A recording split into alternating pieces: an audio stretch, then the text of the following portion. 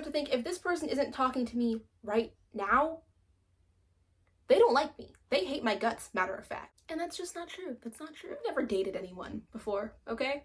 I've never been in a relationship. I've never been in a talking stage. But what I will say is that social media has just warped the way that we view social interaction, and it kills me. Before we get into anything else, this is not one of those videos that you just sit down and watch. You're not gonna see any visuals on the screen. It's just me and you and words. Pick up your homework, clean your bedroom, wash some dishes or something. Do you like my outfit, by the way? I have a cardigan. I think it's a cardigan. I'm wearing all pink today. Let's start right off the bat with being left undelivered. I said this last time, I'll say it again. If you have enough time to ruminate on somebody else's actions and what those actions could possibly mean for you as a person, you have too much time on your hands. Yes, self-reflection. Reflect in your quiet time. But you should not be sitting here, why didn't they text me back yet? It could be in the back of your mind. It could be in the back of your mind. But if you're one of those people that will delete your message if it's been undelivered for too long, you have too much time on your hands. I'm saying this to you as much as I'm saying it to myself. I've noticed, and it's not just romantically, but in any situation where I'm overthinking, the moment I just get up and do something else, I can't focus on it anymore. You physically, or at least I cannot physically focus on overthinking when I'm productive. It's not possible for me. So get something to do. Don't overwork yourself, but find something to do that'll bring you joy. Talk to a friend. I think that we've also lost the art of seeing the bigger picture. Maybe, I don't know, Samantha didn't text you back yet, right? And so you're jittering. You're like, oh my gosh, why didn't they text you back? Why didn't they text you back yet? And your brain starts to go, they don't like me, they hate me. But maybe earlier in the week, Samantha called you and said, hey, how are you doing? How is your day going? But you can't think about the fact that they did reach out earlier in the week to check in on you, because you're over here thinking about the advice that some relationship guru on TikTok gave to you, saying if they don't respond within 8 hours or whatever, that person does not like you. People get busy. Yeah, if someone is consistently showing zero interest in you or very minimal interest in you, yeah, take it as a hint, accept it, and go, you know, maybe this person's not that into me. A lot of people take this blanket advice and just run with it without thinking of context, without thinking of their specific situation. The way I see it, if this person hasn't texted you back yet, you shouldn't even be thinking about it. Guys, people used to write letters, and those people still had the capacity to maintain romantic interest in the other person, even though they weren't hearing from them for days, sometimes weeks at a time. But we're so used to this instant gratification. This person has to text me back now.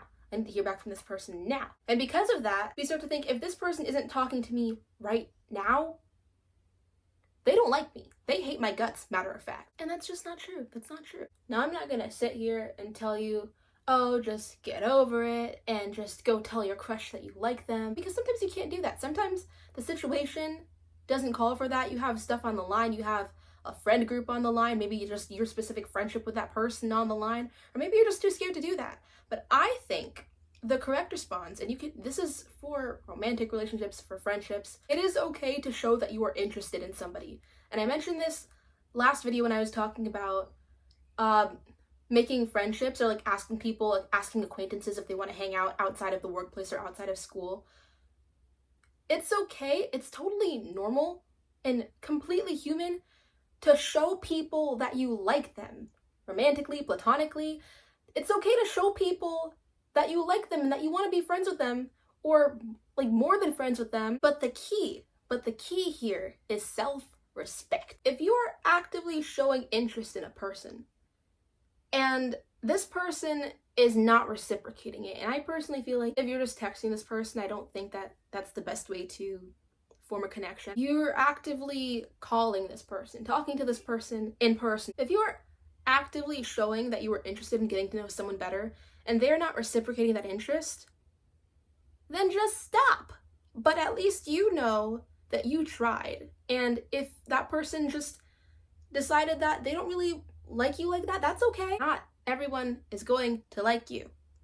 Not everyone is meant to like you. And some people will like you for a little bit and then decide that they don't like you anymore. And it sucks. It sucks, but it's reality. And the sooner we get comfortable with the fact that not everyone that we want to be meant for us is going to be meant for us, life becomes so much brighter. I have a firm belief that God is working everything out the way that he intends for it to be worked out. Jeremiah 29:11 says, I know the plans I have for you, plans to give you hope and a future. So I go through my life knowing that every good thing has already been laid out for me. And sometimes what I think is the good thing, what I think is the best thing, isn't the best thing, and that there's even better out there.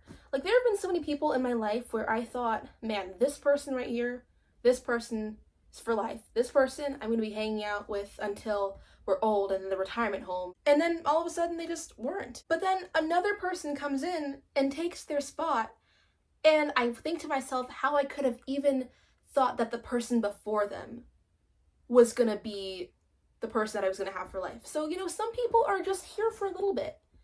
And they're here to teach us a lesson. They're here to teach us, hey, maybe I need to be a better listener. Hey, maybe I need to change this about myself. And it's not always you.